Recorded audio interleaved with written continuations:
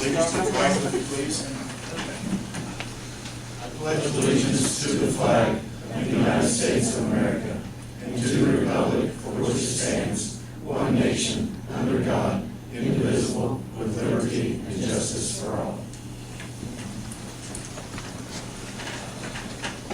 Today is May 6, 2013. The time is 5 p.m. and the regular meeting of the Greensburg Board of Works is called to order. This time I'm requesting that all cell phones, pagers, and any other electronic devices be silenced, please. Roll call, please. Bridget? Here. Here. And Darrell called and said he would not be able to make the Board of Works meeting this evening. He will be at the council meeting. Approve the minutes from the regular April 1st meeting. Are there any changes, amendments that you see? Make a motion to approve. For discussion? Hearing none. All those in favor say aye. Aye. All those opposed, same sign. Motion passes. Thank you. First thing I'd like to do is ask to amend the agenda. We have two situations. One is Gary Murray. It's kind of an old business, but we have not dealt with it. The Dr. Welage plat, and also we have possible roofing contract repairing the roof. I'd like to put that under new business, right below healthcare reform.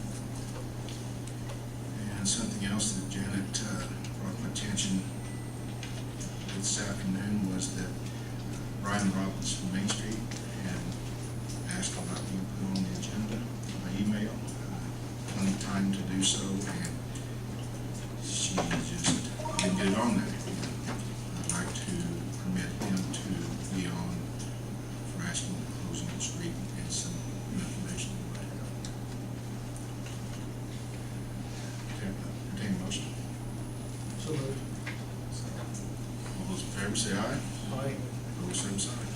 Motion to amend the agenda passes. Thank you, Board.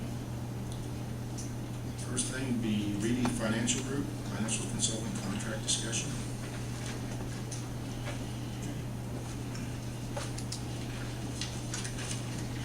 Good evening. My name is Eric Reedy. Andrew Lanham is going to, for my business, is going to hand out some information for you. Just by way of introduction, our county practice is out of Seymour, Indiana, and clients in the area would include Rushville, Seymour, Columbus. We also have Jackson County, Jennings County, in other areas of the state. We have Elwood, Whitestown, Brownstown, I guess would be regional, just to name a few. Also Kokomo, Logansport, just by way of introduction. My company does financial advisory work in the state of Indiana for cities, towns, and counties. And Andrew is handing you out a sample of what we've gone over with the mayor and the clerk treasurer a couple of times in the past. And I'd like to go over that if I could, and then answer any questions that you might have. The first document I'd like to go over is entitled Capital Improvement Planning, and this is something that we do for our clients. And what we do is basically get together with all the city's department heads and develop a 3 to 5 year operating and capital improvement plan. And once we have that developed, we'll actually look at the city's revenue structure, whether it be city funds, utility funds, or redevelopment commission, and determine whether that plan meets the city's current revenue structure, or if there's a potential for a bond issue, or if there's a potential for an ongoing revenue that currently isn't at the maximum that could be increased. So with saying that, the first page of the capital improvement plan, we're just simply showing the city's, page 2 of the first tab under financial plan, we're just simply showing the city's end of the year 2012 cash balances, and we do that simply because we have to know where your cash is in order to have a beginning point. So you can see by major fund category, the general fund, the special revenue funds, agency, capital projects, debt service, internal service, pension, and enterprise funds being your utilities, what your different cash balances were at the end of the year. And the end of the year cash balance is there at the bottom of that page.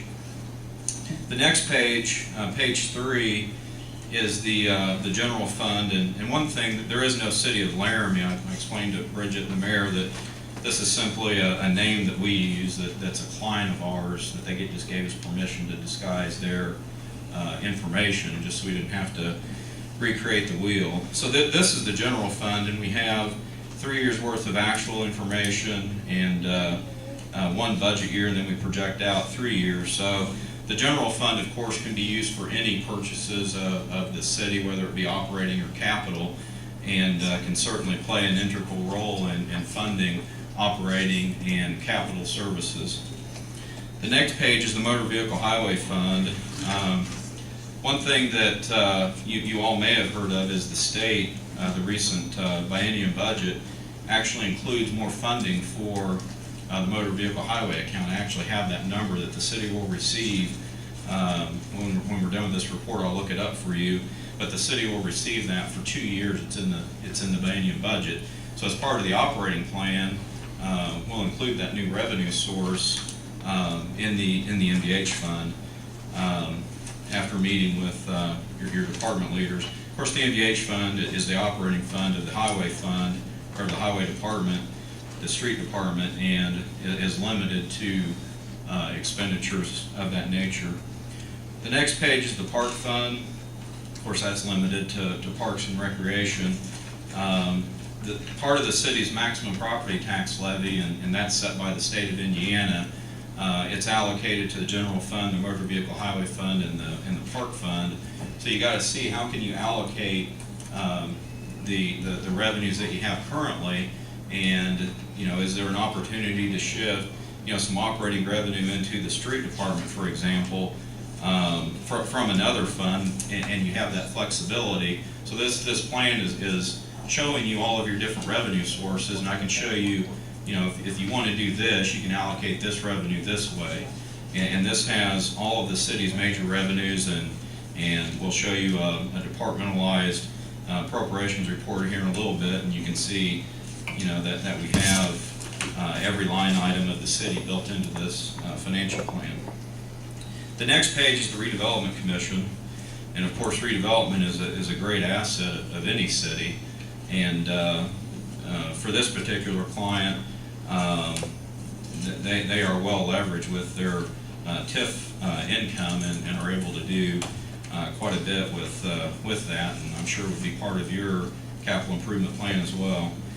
The next page is the County Economic Development Income Tax Fund, which is 25% of a 1% income tax rate. And one thing that some folks may not know is that income tax is actually 2-year prior collections. So the income taxes being received this year are actually 2011 collections, and it's distributed based on your property tax levy. So as your property tax levy fluctuates, your income taxes are also going to fluctuate. So this is something that we keep track of as well within the financial plans, is how all those variables work within there.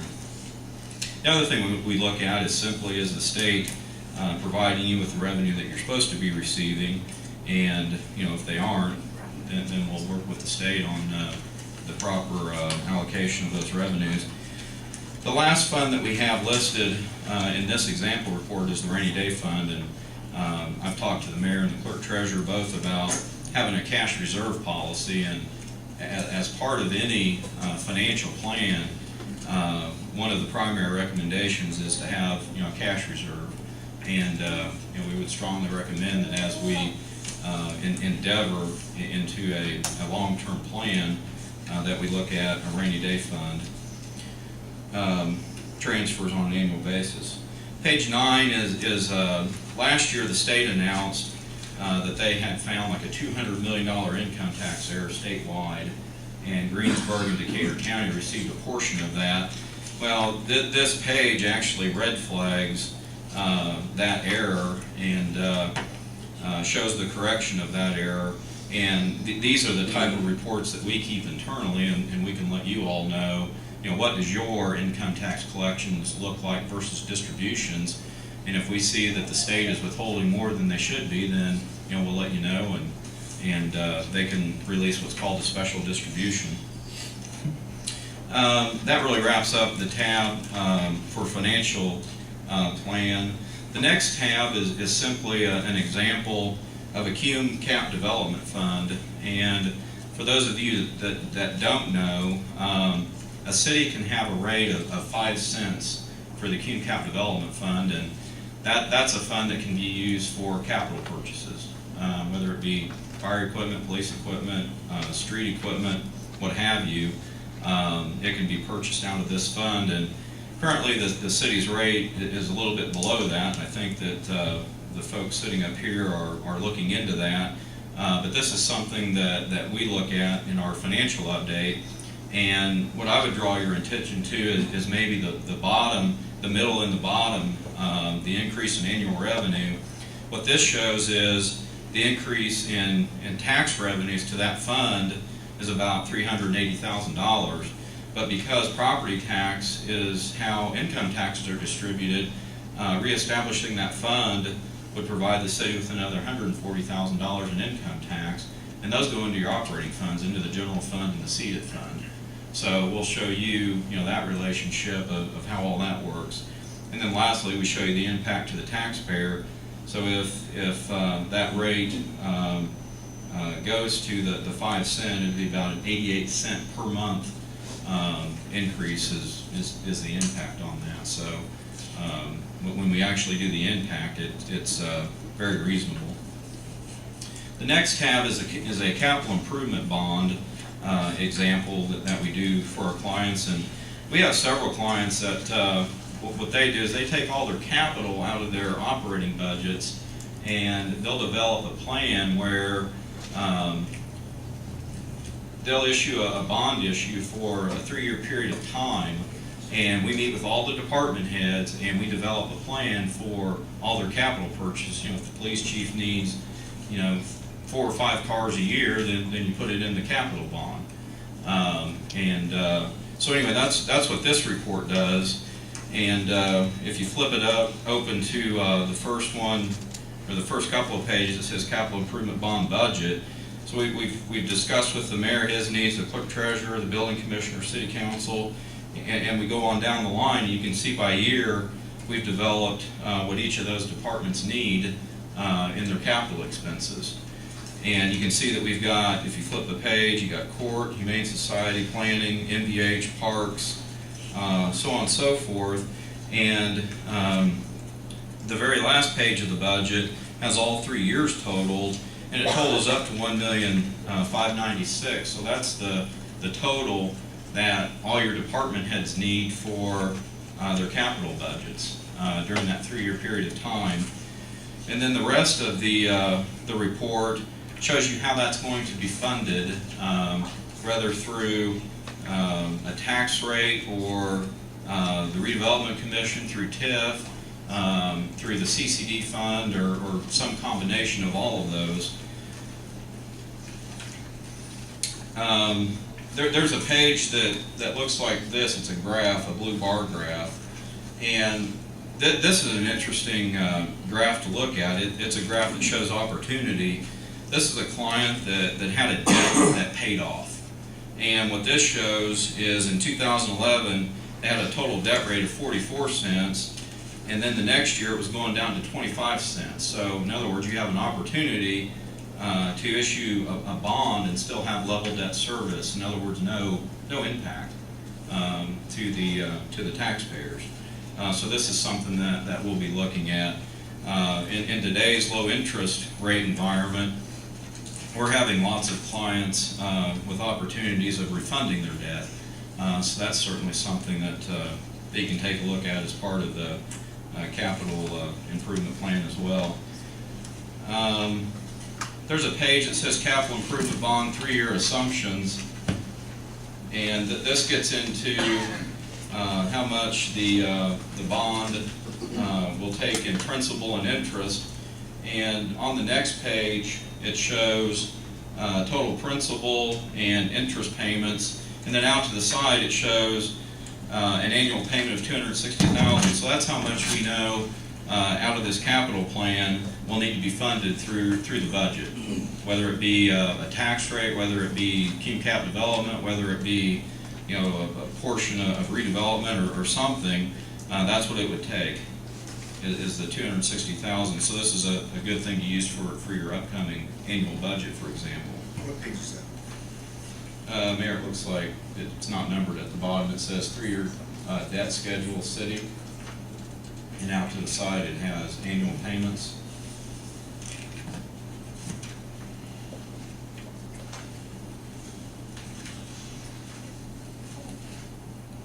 Where's this?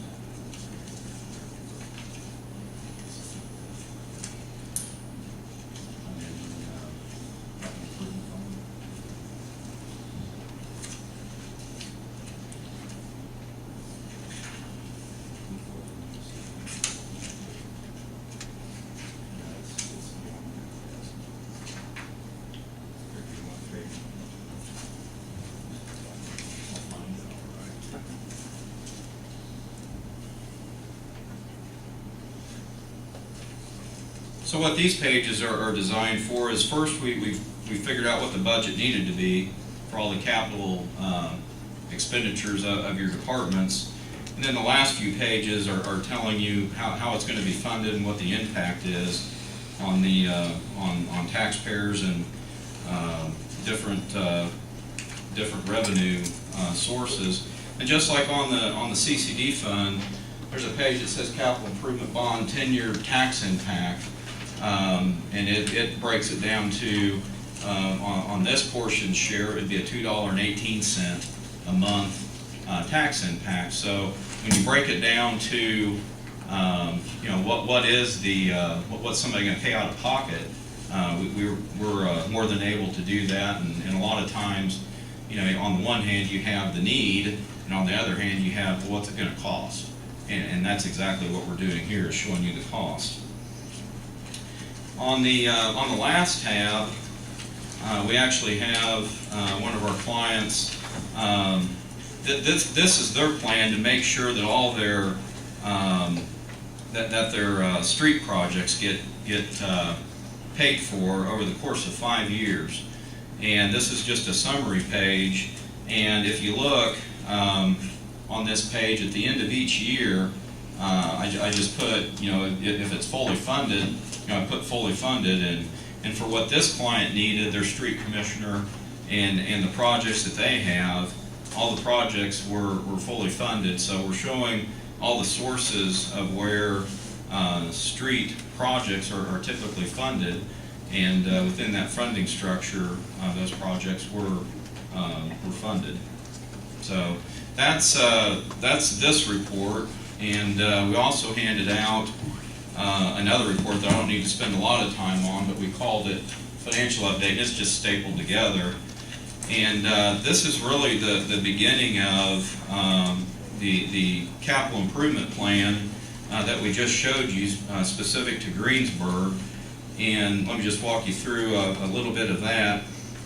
On page 1, again, we're showing December 31, 11, and 12 cash balances by fund. And then on page 2, we're showing you the circuit breaker, or the tax cap. And that's something that's very important for every community in the state of Indiana. You have a neighboring community that has a 27% circuit breaker, and that means if they have $1 million in property tax, they don't get $270,000 of it. In Greensburg's case, it's 4.2%. So it's still, a big number, but it's a manageable number. And that's what I've explained to the mayor and to the clerk treasurer as well. But this is something that when the DLGF gives you your budget order, they have a disclaimer on there that, we don't know what your circuit breaker is, because you don't know that until the billing abstract is done. But this is something that we keep track of and make projections of. And when we look at your fund pages, we net out the circuit breaker against your property taxes. I don't know if anybody has any questions on circuit breaker, but bottom line is it's just a reduction to what the city receives in its property taxes. And the interesting thing about it, we do our budgets in September, we turn them in. They're approved, disapproved with 1782 form that comes in February 15th.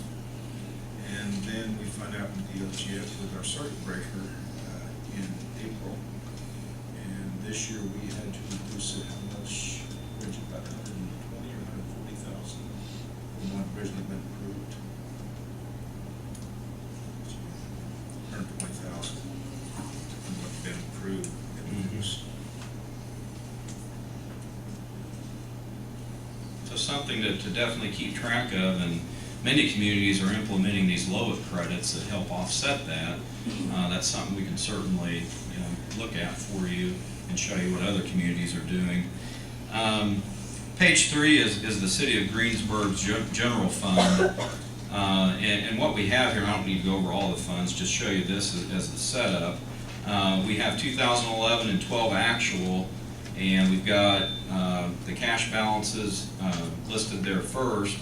We have through April 30th, 2013, and then also projected 2013. Right now, we're getting ready to meet with clients, and we're working on future projections, whether they be 2014 or some of them like 3 and 5 year projections. So it just depends on what the particular client likes. But you can see general property taxes historically in 11 and 12, those figures are net of the circuit breaker. But in 13, we're actually showing, there's your number, for the general fund, it's 153,000 is the circuit breaker number. So of the $3,600,000 that the city was told it could levy, they won't be able to receive the $153,000. We are seeing a slight uptick in your income taxes. The state's finally starting to get out of the recession of late 2008 and 2009. Remember, 2011 distribution would have been based on 2009 collections because there's that delay. So that's something to keep in mind. Then we show all the other city. This is the general fund major revenues.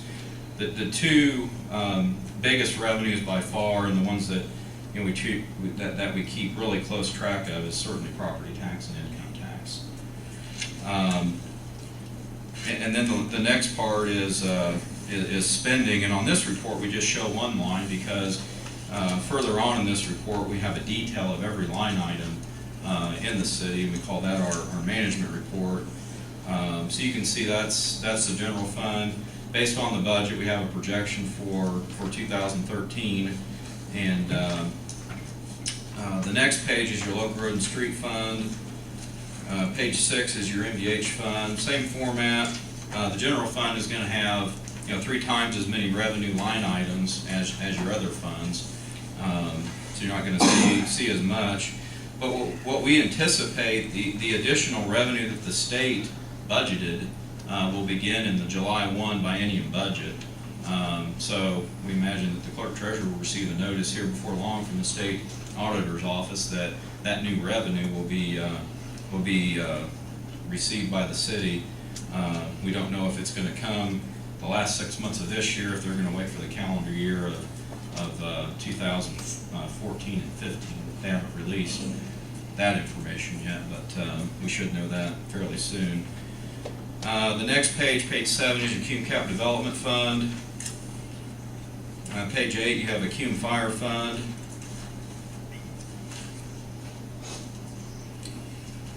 And then there's a split in this report, and it starts back up on page 1. And this is the management report where we're showing by department, every department, the approved budget, transfers of appropriation, additional appropriations, encumbrances, and then those 4 would equal your total spending authority. And then we show year-to-date spending, your remaining budget, and then percent remaining. And this report is simply designed for a couple of reasons. One, to tell you if your percent remaining, through April, you should have 66.67 remaining, which is up in the upper left-hand corner. If you see one that's a little bit out of skew, you just, you may need to transfer into that line item or need an additional appropriation or something of that nature. And then what it provides for us is a great basis for our current year projection for spending that we showed you in the prior, in the first report of this page. And with that, I'd be happy to answer any questions that you might have.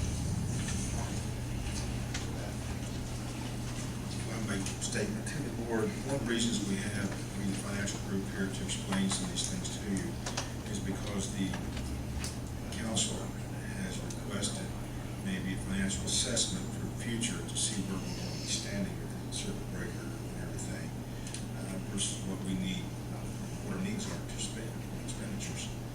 And we talked to these people probably 2 or 3 times. They've been in, sit down and talk with us. And this might be something that they would take on and do the financial evaluation course in the next few years. And before we enter into a contract, we have to have the board's approval, but yet we can understand to a certain extent what we are trying to do here.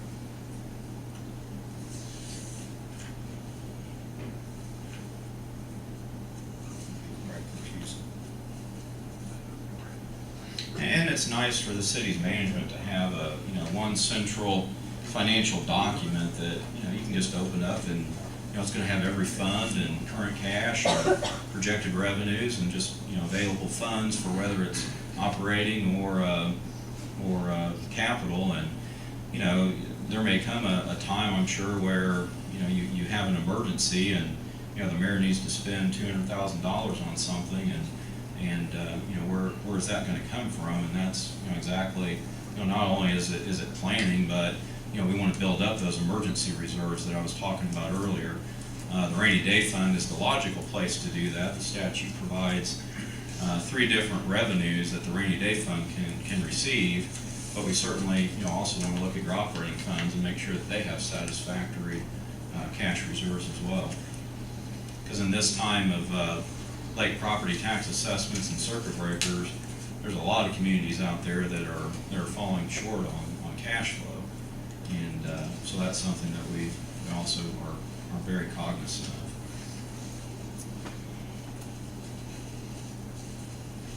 Any questions for me? But you get the gist of the importance of what we're trying to do here. So we better plan for the future.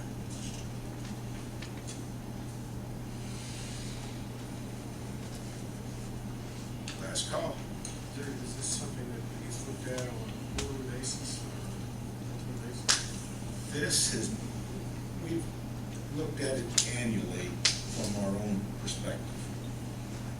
Is what we do. It's been a long time since I think the city has done a financial assessment like this, especially since the new tax system came in with circuit breakers. True. And with what's going on, what the anticipated circuit breakers are in the future, and what the tax rates are, take a good look at it. That way we know we can afford to hire policemen, firemen, street department, sanitation, so we can know. Because we can't, if we're not permitted to budget these through the DLGF, we have to cut someplace else. We don't hire people. We have to maintain the current labor status that we have. And that's a good point, Mayor. When Bridget would receive the 1782 notice, if we have this plan in place and it deviates from it, Seymour, the last few years, the DLGF has released a 1782 notice, and it's very contrary to our plan. And I meet with the DLGF field reps and say, hey, you need to make this adjustment, this adjustment, this adjustment. So, the budget document is your current year projection, and it needs to coincide with your plans for the future. And if it doesn't, then you could have material differences between what you want to accomplish and what they provide you. For example, when we did the budget early last year, Bridget met with DLGF and what we wanted, and they cut us back, how much was it that time? Depends which one. Well, they told me, that's it. By 700,000. There's a difference between their wants and their needs, and then, or have to have, and then we presented last time, and we were approved in the budget until Herbert report came out, and reduced another $100,000. So we're always behind. We're approved to spend the money, approve the budget, and they say no.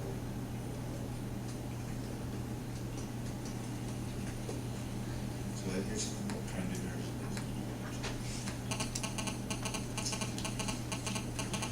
So we're just gonna look. Yeah, before we enter into the contract, we won't do that this month. Well, we can take a vote on it. I know Daryl's not here tonight, I thought that was discussed on council, but that's, they were behind their one of those, whatever, things like that. So we, if the council approves as well, we'll get your go-ahead approval to enter into this contract with this financial system. And you had an approximate cost on this. Yeah, I provided Bridget with just based on 3 or 4 other clients that we have. And what we did is we provided the city with what we call civil government or city work, which would be the city budget and the city departments. And for most of the other surrounding cities and communities that we work with, we also do work with the utilities and the redevelopment commissions. And what I showed her for the civil government was, on average, it's about 19,000, and then the utilities are 4,000 to 5,000 apiece, and the redevelopment commission is about 6,000. So if we delve into other things, then that's typically where we're at on average with other communities.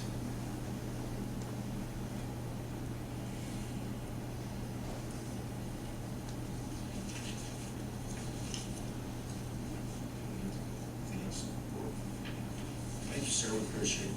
Thanks, Mayor. See you again, I guess it's 7 o'clock. I don't have them on the, they're not on council. They were just gonna present their information. I need to be here at 7 or? I don't know where I'm going You don't have to be here, you can, if there's no questions, it would hurt if you have to be here. Okay. to. How are you gonna introduce them? I have them in the agenda. Well, the council, It's on the contract, councils, they wanna see it move forward from a budget standpoint. You don't think we're works on board that I think the council wants it, so.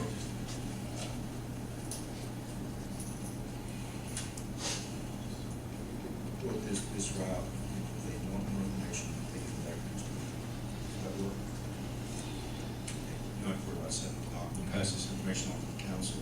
Okay. See what their thoughts are, if they do want to hear more discussion. Okay. The other thing you could do is approve it subject to funding by the council. I mean, we've had clients do that in the past as well, so. Thank you. I would accept the motion to accept this offer of Reedy Financial Group, pending financial approval from the council. Go ahead. There is a budget for this, I believe, is the council. Again, depending on what council is doing, that's what. I think it's important we know what we have coming in.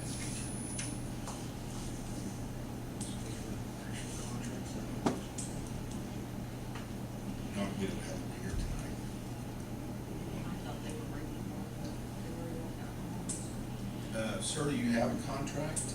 Did Andrew bring one with Excuse me?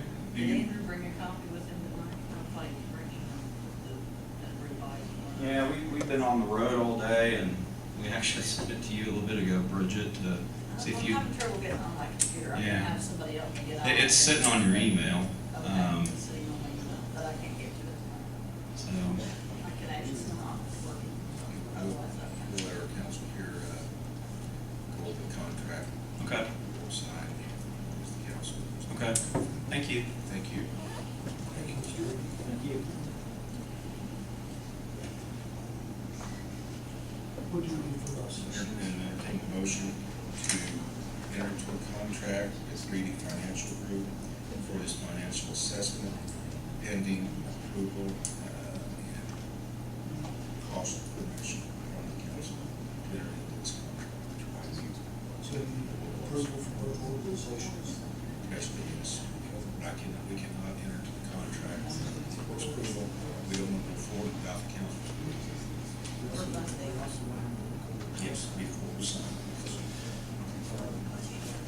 So, Yes. the contract looks like, I don't know if it's a board of works signature, if it's just the mayor's signature, like, so I can't, I'll have to do it on break, I can't get to it right now. But at the least, you have to be approval. Bridget, is this something that you think that we need? All I know is, I mean, there's some things, a lot of stuff we'll be able to do ourselves. We have been doing ourselves, but I think from a council standpoint, I think that they have used, you know, not to promote other vendors, but they have used Unball for a lot of those type of services before.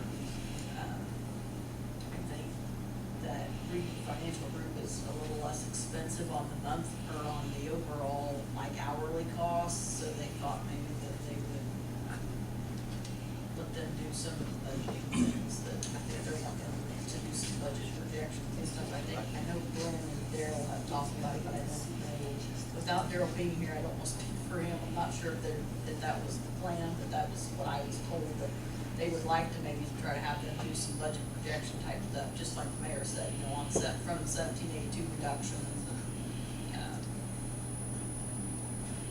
circuit breaker reductions and things like that, because it's kind of a forward and a backward thing. You always get approval after you already have to have it approved. It's, To the two of you, do you think that these reports provide greater clarity of the city's financial situation? Well, what we have now from them, Bridget does herself, basically. Yeah, I And mean- on the yearly annual report. I think they could maybe help us project what some of the future type things, maybe they'll be able to take a little deeper look at it than maybe we've had time to do. In our office with only a couple of people, sometimes by the time you get a payroll out, next week's here, we don't always get, you know, time to sit down and study it, but,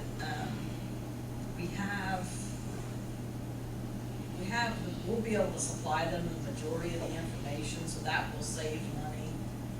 I think to put this capital improvement plan together, which I think that was the original initial overall goal, was to put a capital improvement plan together, which does entail some budgeting to see where that money's gonna come from to, redo street department or buy police cars, or, just in general, just a projection for the future, helping us put a plan together that we can present to you and to council and say, well, this is what we foresee in the future. If the revenue streams or the deduction of revenues come in and come out, just like the mayor said, will we be able to maintain 30 firemen, or will we be able to maintain 20 policemen, or, will we have to make cutbacks if the revenue's not there?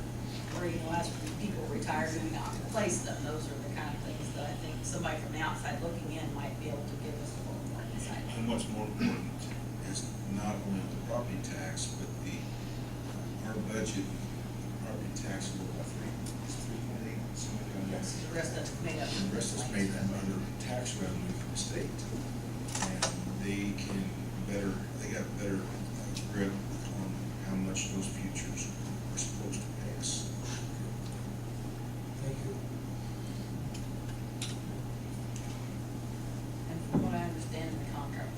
charge us anything if we don't use them. I mean, if council would decide tonight, hey, maybe we don't really have the funding, then we will move forward with it. Even if you guys give the approval to sign a contract, if the council doesn't do any kind of funding or say, hey, we want to move forward with this, then we'll just. And that's what the council probably knows from you in their legal fees between now. Yeah, will they have enough to fund it? So I will be doing that in between meetings to verify the numbers.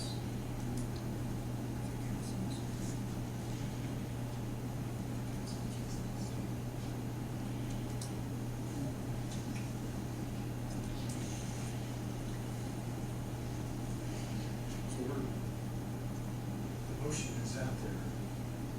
It's just really we're approving to sign a contract if the council's going to do it.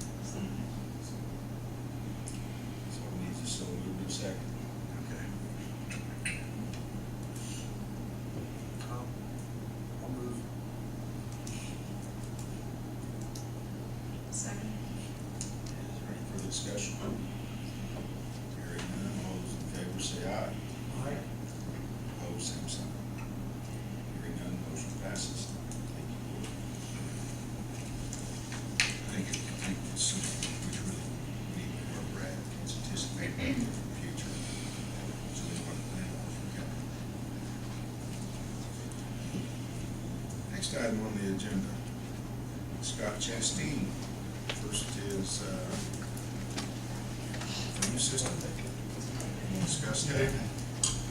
I'd just like to say, I think the move you just made, I think is going to impact the city over a long period of time. I think it's something we've needed to do for quite a while, so congratulations on that. Several things on the agenda here tonight, real quick before I get into those. Hopefully you did get an email on a retirement party for John Martin on the 9th. If you don't want to come for the meal, feel free just to stop by and tell a story if you have one, or listen to some stories. The mayor did that at the last one, kind of found it to be pretty good. Also, this Saturday we'll be conducting our physical agility test for our hiring process here at City Hall, starting at 8 o'clock. So if you want to come by and sit and watch a few candidates come through or whatever, again, 8 o'clock here at City Hall. So there's just a couple of things. On the agenda, as far as the captain's position, I'm not currently prepared to fill that position right now, so we'll have it again next month on the agenda. The phone system, I am waiting for another company to come in and give me some more information. We currently have a phone system at the fire station that's probably about 16, 17 years old, and it was used when it was bought. We're looking at some different technologies along with Bridget and Stacey at the police department, a voice over IP type phone system. But we've got another vendor coming in, and actually we were given a third one today. So I know how you guys like to have, at least 3 quotes on stuff. So we're going to hold off on this move right now too. The Honda contract, again, I thank everybody's for their time that you expended last week to put that to bed. Does anybody have any discussion on that? Again, the only changes in the contract was, again, it's an additional 5 years, and the only changes were some of the language that originated in the contract that was no longer needed, and everywhere in the contract that they talked about Honda, they changed HMIN. So that's really the only thing. I think most of you had an opportunity to kind of look at it, but I told you I would put it on the agenda for discussion if anybody has any comments. Again, I can't tell you how much it's going to be for each year, because again, it's a living, breathing document, and Honda does adjust the amount of that contract with whatever the increases are each year for salaries, insurance, anything like that. So right now, it's just shy of $500,000 a year is what they pay, which pays roughly 6 salaries. So, any questions on that?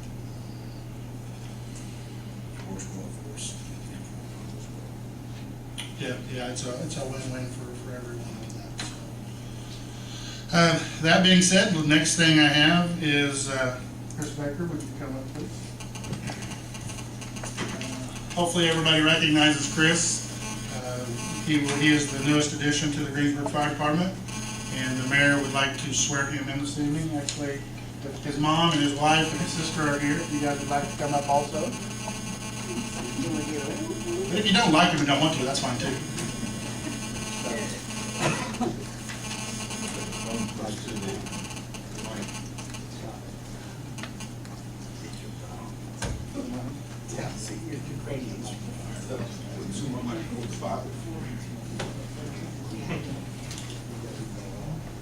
Okay, place your left hand on the Bible and raise your right hand. Repeat after me, please. I, Chris Baker, do solemnly swear I will support the Constitution of the United States and the Constitution of the State of Indiana, the ordinances of the City of Greensburg, and that I will faithfully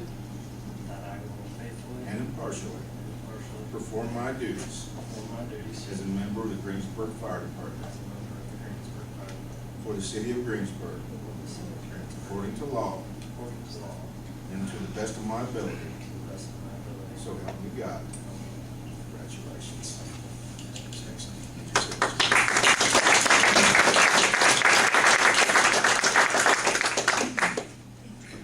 One thing about it, you can tell you're going to blend in at the fire station when you get your nickname. So Chris has now gotten his nickname because his last name. Well, there were several that floated around, but the guys kind of settled on Patty Cake because when you play Patty Cake, it's the Baker man. So that's going to be his nickname from now on. Chris, you have the option of changing that at any time. I do hope, and I say this sincerely, I hope that you continue to have the enthusiasm on the job as you did during the interview, because I was extremely impressed. And knowing the enthusiasm of those gentlemen who are sitting back there, you will fit in perfectly. That was a good way of putting it, enthusiasm. You're welcome. That's all I have. Do you have any questions? Thank you very much. Next is Stacey Chasteen.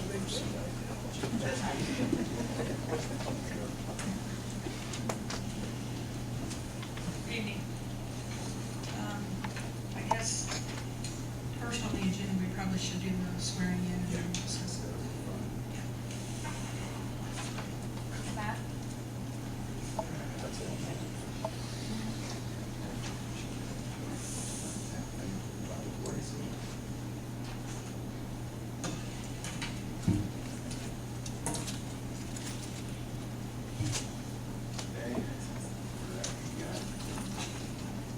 I, Matthew Kirkhorn, I, Matthew Turkhorn, do solemnly swear do solemnly swear that I will support the Constitution of the United States that I will support the Constitution of the United States and of the Constitution of the State of Indiana, and the Constitution of the State of Indiana, the ordinances of the City of Greensburg, the ordinances of the City of Greensburg, and that I will faithfully and I will faithfully and impartially and impartially perform my duties as a police officer perform my duties as a police officer for the City of Greensburg, for the City of Greensburg, according to law according to law and to the best of my ability. to the best of my ability. So help me God. So help me God.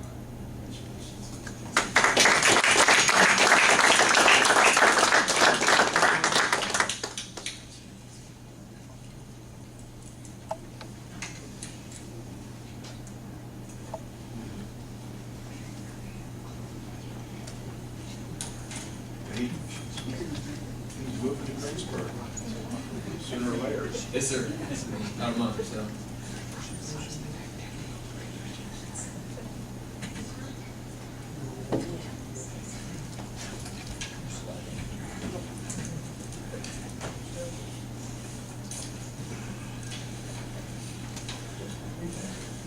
Proceed, Stacey. Thank you. Thank you.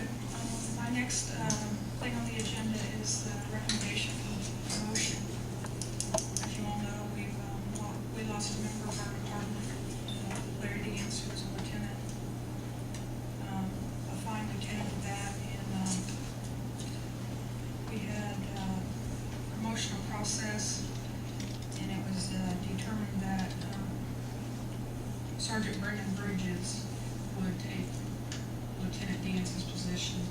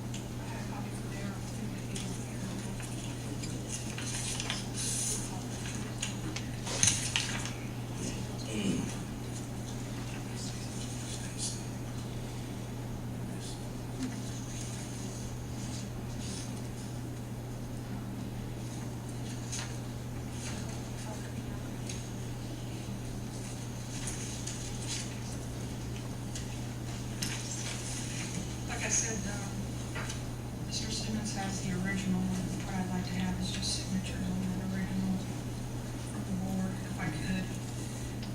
If you are okay with the recommendation, if you have any questions about any of that process. Brandon's currently sergeant, right? Yes. I think it's a good choice. And with the opening of the sergeant's position, Brendan will come from, there'll be a promotion to sergeant as well.